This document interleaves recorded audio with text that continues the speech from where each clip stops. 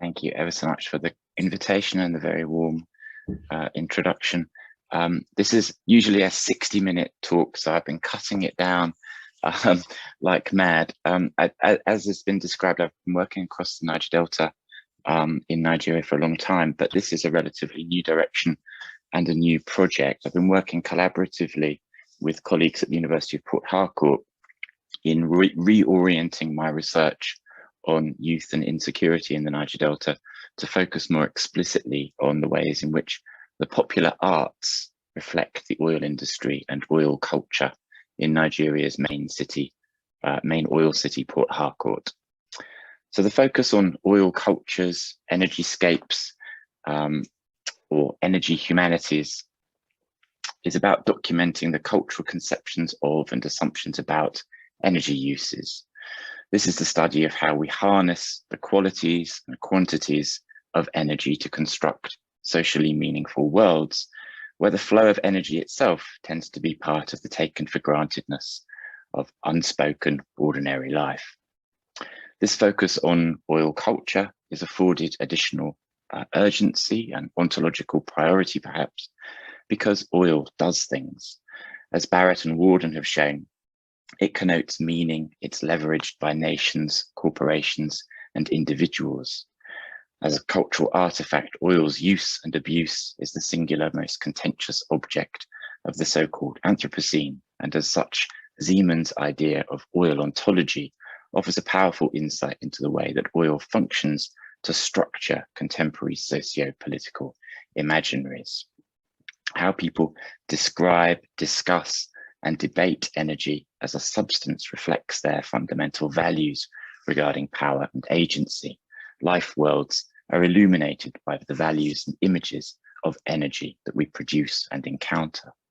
And we can glimpse this in Butinsky's photos, or James Dean's Giant, Avatar, Mad Max, There Will Be Blood. They all begin to open up questions about individualism, indigenous rights, moral bankruptcy, post-oil dystopias. They all fall under this banner. So the recent publication of several collections in this emerging field of energy humanities and petroculture, including Barrett and Warden's Oil Culture in 2014, has brought to the fore the significance of the cultural life of oil and its otherwise invisible material, mystical, historical, and geological presence in everyday experience. And three key lessons emerge. First, scholarship in the energy humanities shows the importance of investigating how text, images, and performance serve to stimulate and sustain the oil economy, how the concept of spectacle helps us understand the ideas of progress and prosperity upon which petroleum-based economies are based.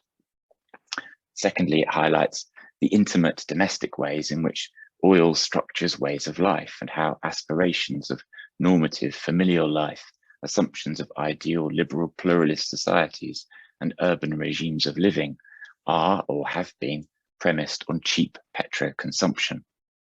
And thirdly, this scholarship explores the ambivalence of oil and examines not only the promotion of oil culture, but those forms in which resistance suggests alternative, even post-oil futures.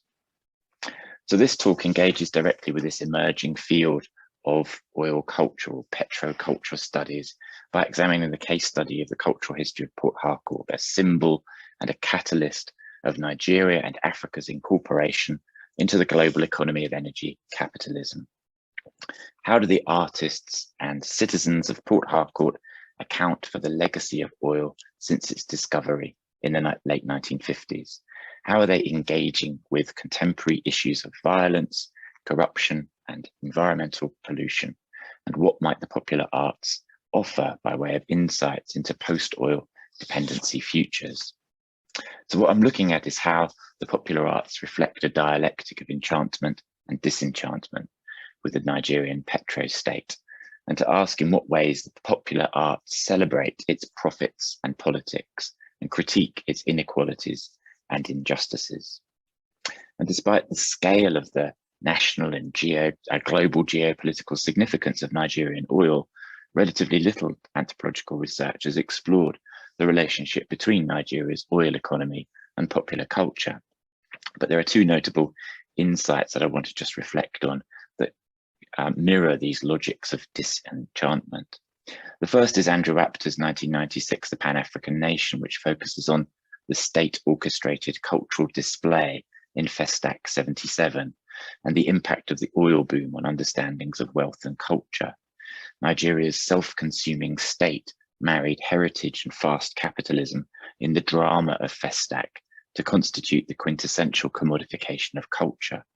Apter's work draws heavily on ideas of spectacle and, of course, on Coronil's enchantment thesis, in which the Venezuelan petro-state emerged as a transcendent and unifying agent endowed with the magical power to remake the nation and create the illusion in the 1970s that instantaneous modernization lay at hand. Working in the vein of Johannes Fabian and his work on popular arts, Karin Barber's pioneering work shows how popular art forms offer a vital archive of desires and imagined possibilities. And her 1982 article, Popular Reactions to the Petro Naira, is based on a literary analysis of popular theatre plays and highlights a moral economy of wealth, crime, and corruption in the play's critique of Petro Naira millionaires, robber barons generating baseless, almost magic money from the emerging rentier economy. Overall, Barber's work demonstrates the potential of social critique, a disenchantment, if you like, of the spectacle, inequality, and emerging rent-seeking politics of oil.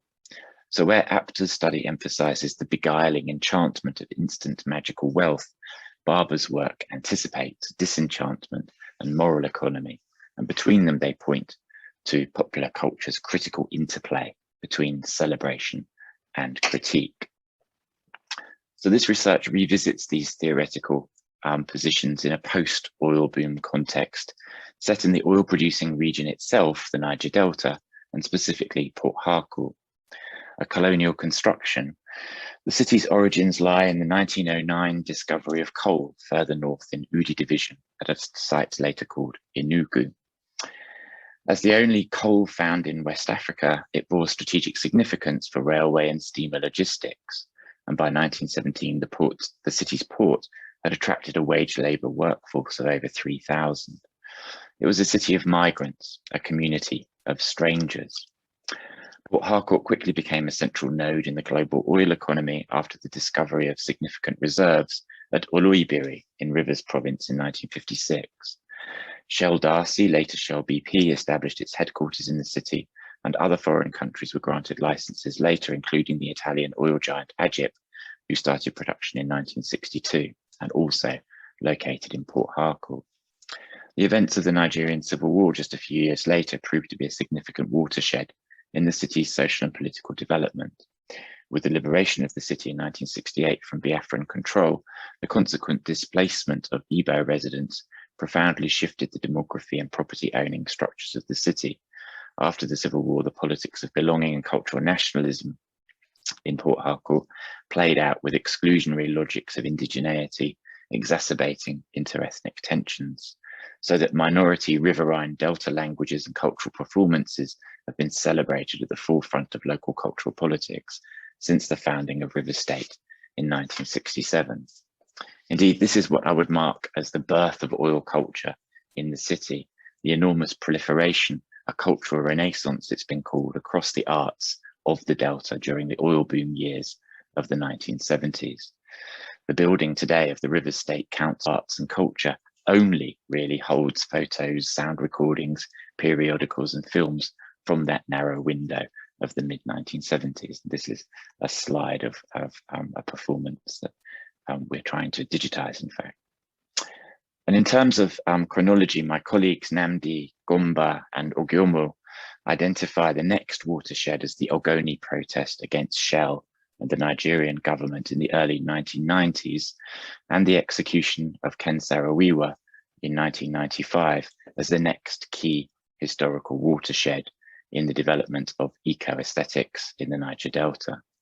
And as we'll see, the insurgency crisis of 2007 up to the subsequent amnesty in 2009 marks another important watershed moment.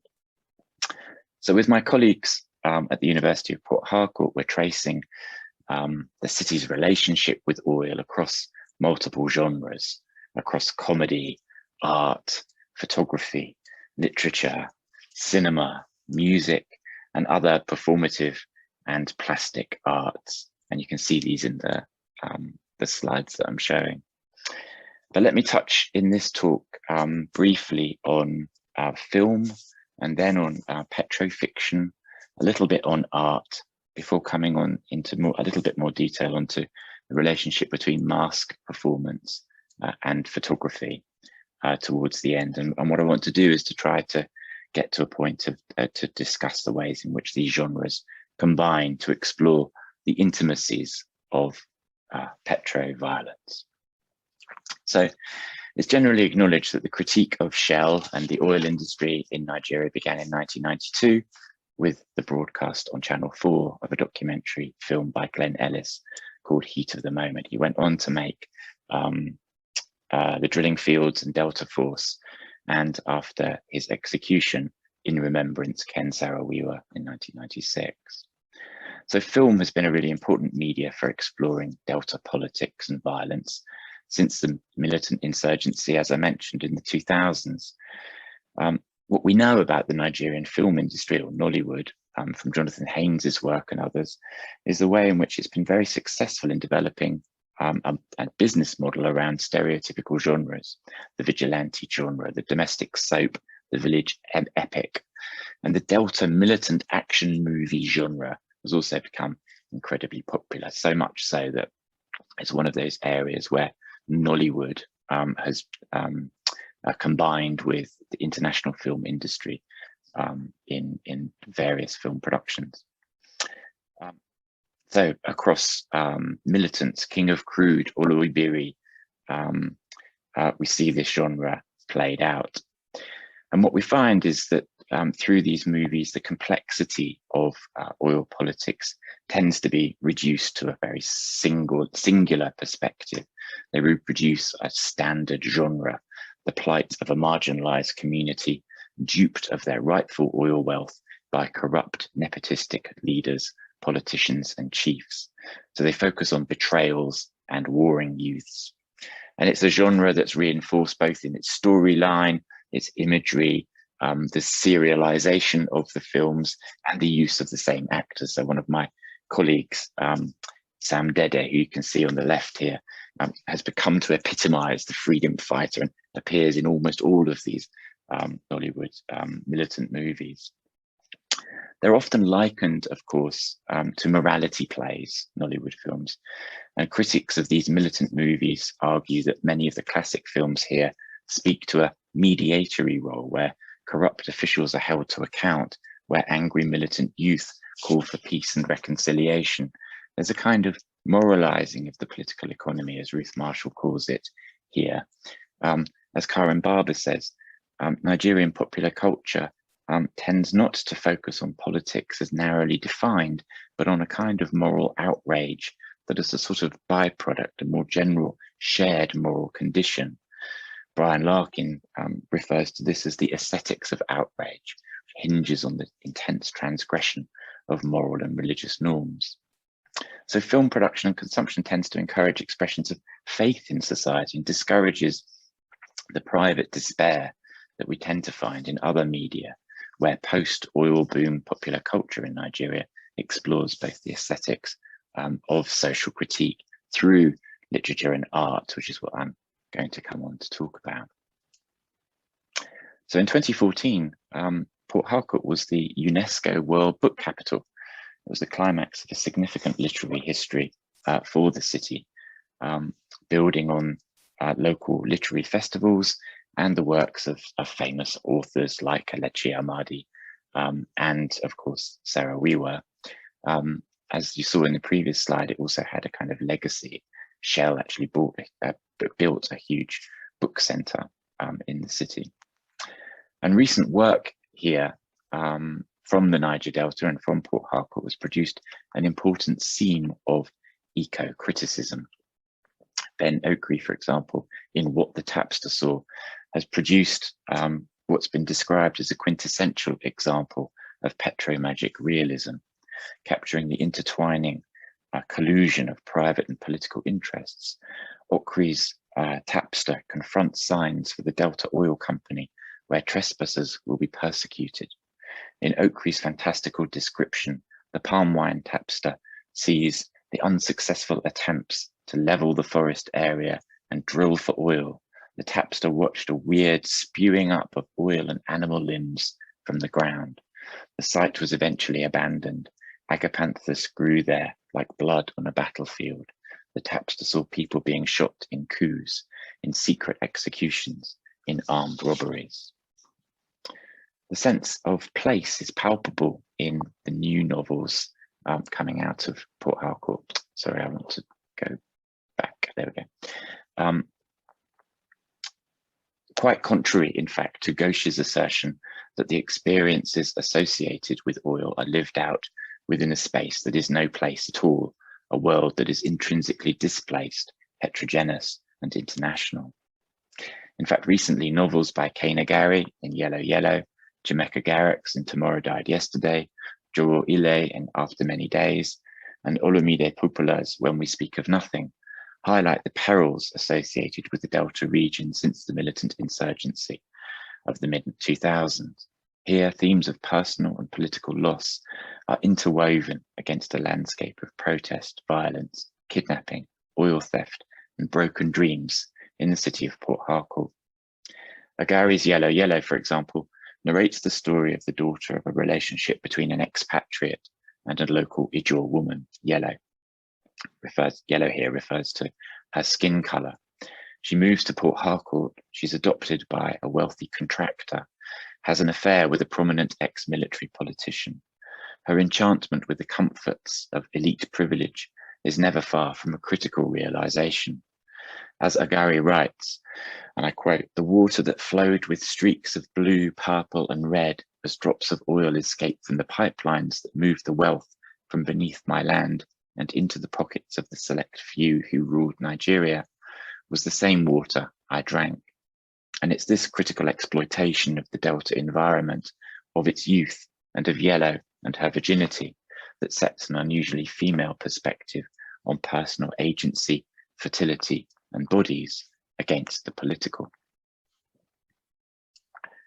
Like poets, playwrights, and novelists, Port Harcourt's artists and those from elsewhere have also been exploring issues of environment and politics, local culture, and oil in their works. Here, artists have sought to capture the transformation of oil from an organic resource into an artistic form in the use of oil, oil drums, oil-contaminated debris of spills. A very prominent example is Victor Ehekemenor's work using Ishan designs, here in an installation called The Wealth of Nations, in which oil drips from a barrel into a bath of water, in which the name Oloibiri, the site of the first oil discovery, is illuminated and then obliterated. Oil itself has become a medium and is especially pronounced in the works of Sakari Douglas Camp, whose sculptures are exhibited around the world and are made from galvanized steel, including of oil drums. She talks a lot about the spiritual power of women and women's masking. Her interpretation of resilience and authority is emphasized by the sheer scale of her pieces and her uses of metal and plastics, highlighting the ubiquity of oil. This piece was conceived to mark the 20th anniversary of the execution of Ken Saro-Wiwa. Its statement reads, "I accuse the oil companies of practicing genocide against the Ogoni. When it was sent to Nigeria for exhibition, it was blocked at customs." In contrast, Dize Tantua's work is emblematic of the creative work originating from Port Harcourt just at the moment. Tantua coins his work Afro-pop art. His signature pieces are of commercial buses and the proverbs that adorn their bumpers. His calligraphic collage work resonates with social critique and highlights, for example, the marginalization of youth and their struggles to find employment in Port Harcourt. This one's called No Vacancy and reads, "No vacancy, no time. Even time day, no chance. Even chance day, no space. Even space day, no vacancy. Even vacancy day, no employment." From art to photography, and you'll be familiar perhaps with some of these images from Lagos-born photographer George Oshodi, who's been working extensively on the effects on local livelihoods and health of oil spillages, gas flaring, and violence of militant groups, artisanal refining, and the like. They spark a debate over pathos, and they're images that offer audiences an ostensibly benign and humanitarian overview, inviting expressions of pity.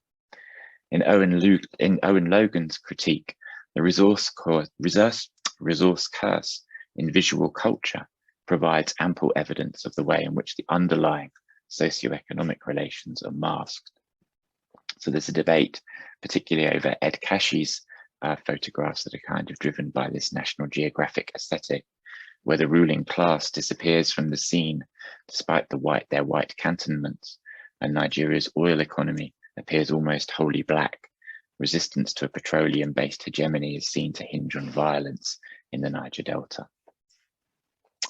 So in the remaining time, I just wanted to focus on masking and a conversation that I'm exploring between histories of masking traditions and photographic and artistic representations of masking in this Niger Delta context.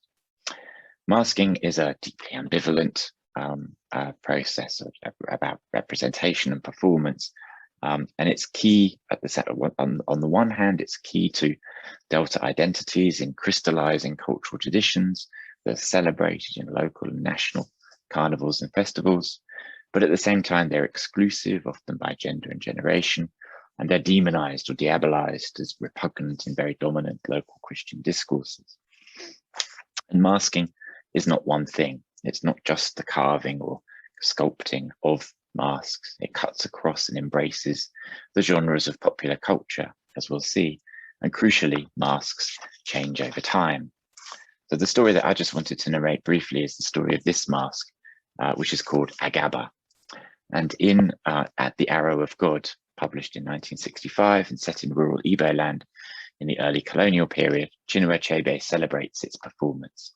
He narrates the entrance of a newly carved Agaba mask to the village square, where the mask is met with awe and wonder by an expectant audience. It's a big, heavy men's mask. And in Achebe's words, Agaba stood for the power and aggressiveness of youth. So this is Agaba then, or Mbedike, the time of the brave, that during the colonial period becomes iconic of the conservative, backward male patriarchy. In fact, even worse, Agaba becomes a devil, a kind of evil force. And this is captured in its representation in the Oscar-winning colonial propaganda film Daybreak in Udi from 1949, which won the Best Documentary in 1950. And in the film, progressive educated youth are campaigning for a new maternity home, and they're opposed by the elders and threatened in the night by the masked figures of Agaba. So its origins then of this mask are in rural Igbo society, but it's one that moves with Igbo traders across the country. Here it is performing in the west of Nigeria in 1949. And with labour migration to Port Harcourt's growing economy, the play was brought to the city and performed in the older, poorer streets of Dioba main town at Christmas and Easter, and on Igbo Day in the 1950s. One of the first clubs was known as Montana, linked perhaps to the cowboy cults, gangs who dressed up as cowboys to watch westerns in the cinema. And with the Civil War and the displacement of the Igbo population, the play continued, then in the hands of Okrikans and Calabarians, who moved into the city's abandoned property. And from here, the play expanded and fragmented. Rival groups were established, 50-50, and this one, 007, emerged in the 1970s. Again, a reference to contemporary movies. So newspaper reports across the region spoke of the Agaba syndrome during the 1980s and 90s, a steep decline in the ability of secondary and university educated students to get jobs, and the emergence of a category of youth, school dropouts and the unemployed who joined area boy gangs on the streets of the main cities. And in Port Harcourt, two key factors: drugs sold at a field known as Columbia, in reference to popular movies and news reports covering the South American drug trade, portrayed here in Charles Udofia's sand paintings. And secondly, through political patronage around elections, which the groups were, when the groups were hired and mobilized, created the conditions for the violent youth mobilization across the Niger Delta during the insurgency of the 2000s. So it's not to say that Agaba kind of was institutionally directly linked into this violence. That isn't the case. But prominent Agaba members moved across membership of varsity groups, varsity gangs or cults, the Vikings and the Klansmen, that are linked to street gangs that were called Daybam and Daywell. These groups established rival Creek alliances across the Delta. One axis was that linked Agaba boys to Daywell, to the Icelanders or Germans, under the auspices of a kind of local warlord, Ateke Tom. And so it was these gangs that after the 2003 elections became mobilized under different militant umbrellas, the Niger Delta Volunteer Force, the Niger Delta Vigilantes, and later MEND, that were at the vanguard of the insurgency against the oil companies in the Nigerian state across the Delta, leading up to the amnesty of 2009. And since that time, Ateke Tom and others like him have transformed from these figures to major political figures and major contractors around the oil industry itself. Tom himself has been crowned the king of his local community. So he's High Chief Ateke Tom. The veteran militant, it will come as no surprise to you, is now the grand patron of the Agaba mask. So the image of this warlord as the patron of the mask is indicative of the connections between militancy and masking, patronage and performance. And today's performance of the mask in Port Harcourt is orchestrated often around patronage from men like Ateke Tom. As Mitchell said, I'm just going to sort of change gear now and get into a little bit of the performative dimension of these masks. As Mitchell said of the Kalela dance, another instance of men's performance in the context of mineral extraction, it's the songs that are kind of a primary attraction. And despite the violent context, the songs are rich in an irony that undercuts this sort of stereotypical image of these young men's societies as sinister and violent groups, and actually reveal a kind of surprising frankness, vulnerability, and intimacy about personal insecurities. So I've been working on the songs for a very long time, and this song repertoire recalls the King of High Life, Port Harcourt's own Cardinal Rex Lawson, as well as borrowing from prison songs, palm wine society songs, improvised hymns that are taken up by local choir masters in pidgin or Jarris's slang, in what's known as gyration music that's common across the cults and these gangs, and has been taken up and popularized, commercialized by artists like Duncan Mighty and the Royal Boys, who are kind of like a commercial Agaba group. So Agaba's songs capture and define the kind of exclusion and marginality of youth as a category of socially disadvantaged, hounded by the police, excluded from normal reproductive relations as drug users, clients of militant leaders, and supporters of radical political figures. They sing praise songs for Osama bin Laden and remembrances for Dele Giwa, the radical journalist, as well as praise songs for Ken Saro-Wiwa. And most figurative amongst the Agaba songs are those that describe a very rugged life, a kind of warlike arbitrariness. There's a duality then in these songs of public calls to arms and a more private, laconic set of sketches of misfortune and helplessness within the repertoire of these performances. So like gang performance around the world, whether it concerns, sorry, I'm just going to come to that. So like gang performance around the world, whether it concerns spirit possession, dancing or singing, these events, as Ferrandez puts it, open up social spaces where tenderness, humor, hope and solidarity intermingle with everyday tragedy. So I'm just going to play a couple of these songs. I'm just going to start with my favorite one. All this rugged life, I want fire me. Some people rugged so they kill their life. Some children rugged so they follow by two back. And two boys, them feed the sailor. Some people rugged so to buy Mercedes. Rugged man. And for me, I must buy Pathfinder. Two doors Pathfinder, now one and slug it first, yo. A super boy, them need a sell. So you get the lyrics here are in pidgin, and what it's describing is this rugged life of a cult boy.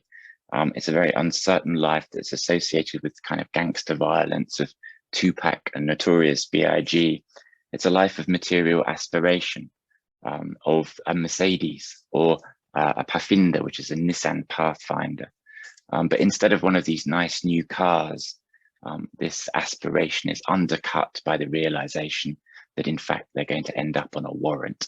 They're going to be arrested by the police.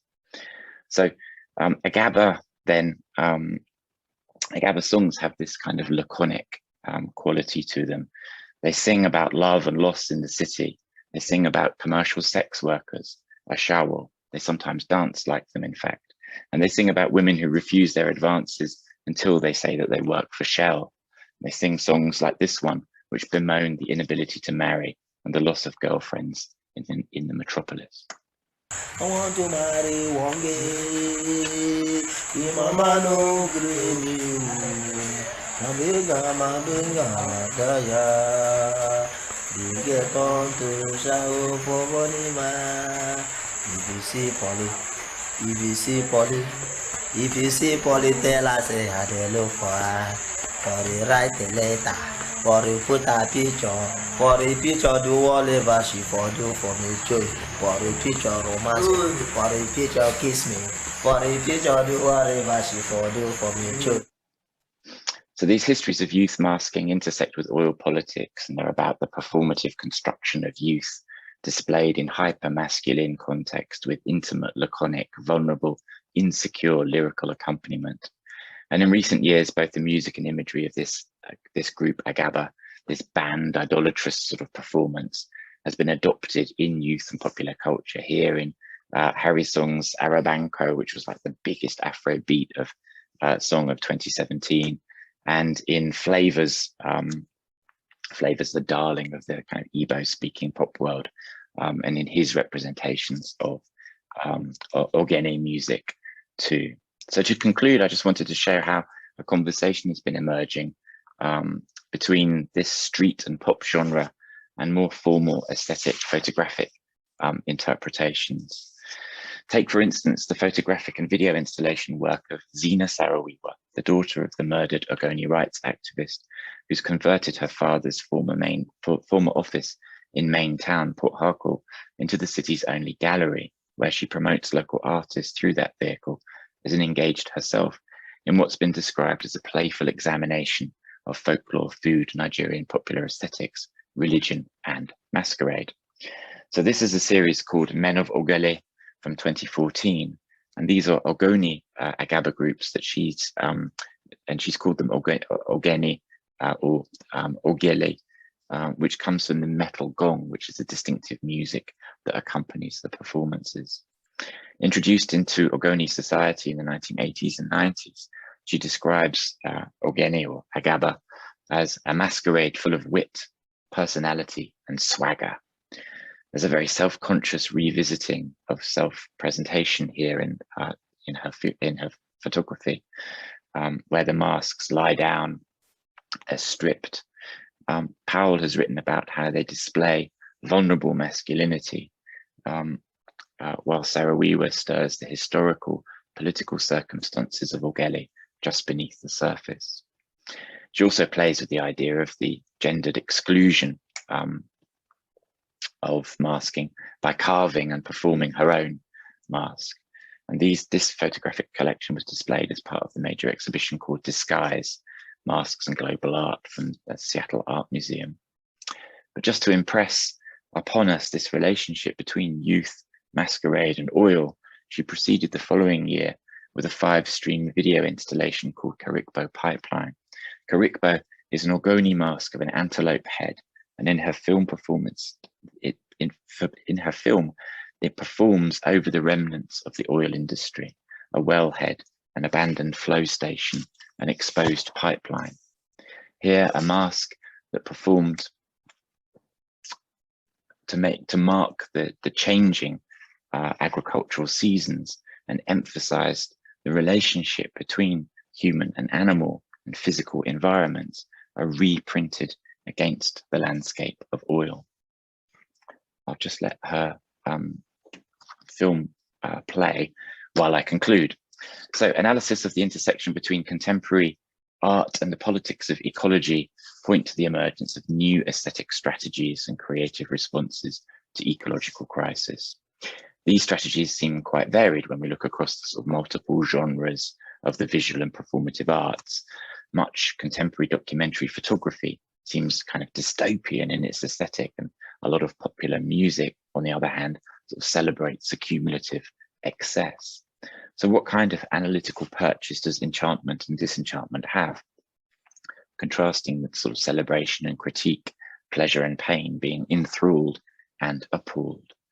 Labeling is perhaps less useful than embracing the critical ambivalence, which does seem quite pronounced in some of the work from and about Port Harcourt. Yellow Yellow, for example, is drawn into a life of privilege, success, and achievement through relationships with oil contractors and politicians. And it's this beguilement that leads to her physical undoing and compels her to abort her pregnancy so that she doesn't give birth to a child like herself, a born throwaway, a shallow Pekin, father unknown.